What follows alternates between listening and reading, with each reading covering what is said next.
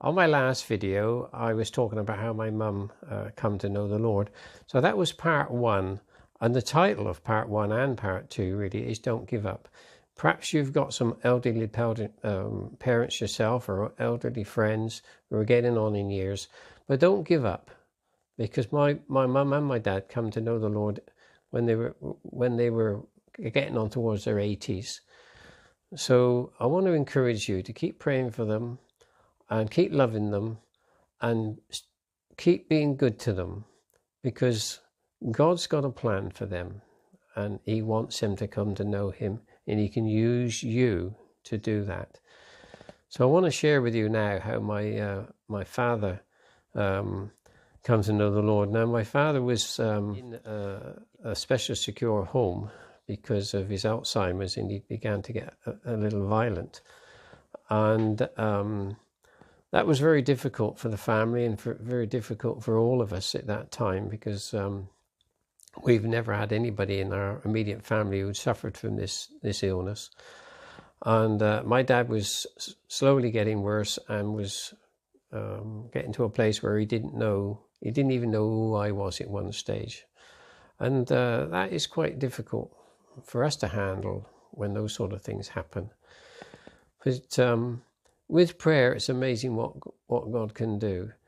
My dad was very agitated most of the time when we used to go and visit him. I mean, one day I was at home and the phone went, and it was my dad on the phone. And he very calmly said, "Oh, Rob," he used to call me Rob rather than Bob, but he said, "Oh, Rob, can you come and see me?" And I was really taken aback by that. It really shocked me, to be quite honest. And my friend's wife, Pat, happened to be there. And I said, "Let's get in the car and go and see Dad. He wants to see me." So we got in the car. It wasn't very far. Went down the road and went into the home. And when I got into his room, he was just sat in his chair, completely calm, completely normal. And I went and knelt in front of him and just started chatting to him. And it was just amazing. And then I told him about the love of God. I had said other things to him before, but this time I just shared the love of God with him, what Jesus had done for him on the cross, and how much God loved him, and what he needed to do to come to know him. Because the bottom line is really our sin separates us from God. And I was able to explain all that to my dad. And then I just simply said, "Would you like to come to know him?" And he said yes. And I started to pray with him, but I got so emotional that I couldn't continue. So Pat, my friend's wife, stepped in and prayed with him, and he gave his heart to the Lord. You know, these things are amazing. When we don't give up, when we can continue to pray, it's then that God can step in. And he stepped in an amazing way with my father, because of his Alzheimer's was so advanced at that stage. And he wouldn't have thought that he'd ever come back to a place of sanity in that sense. But God just opened that window of opportunity for him to come to know him. And that's what God can do.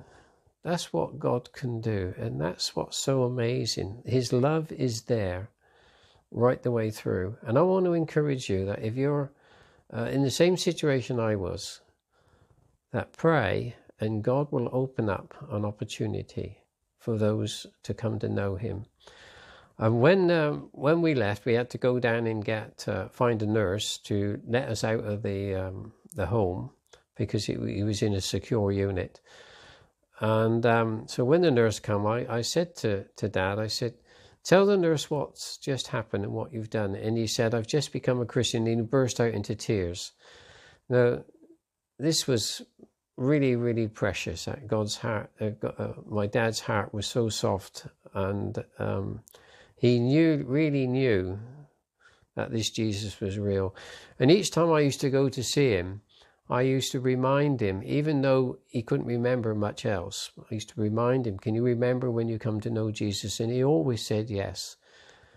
And these are miracles. These are things that God can do. So don't give up. Just don't give up. Carry on praying for those around you.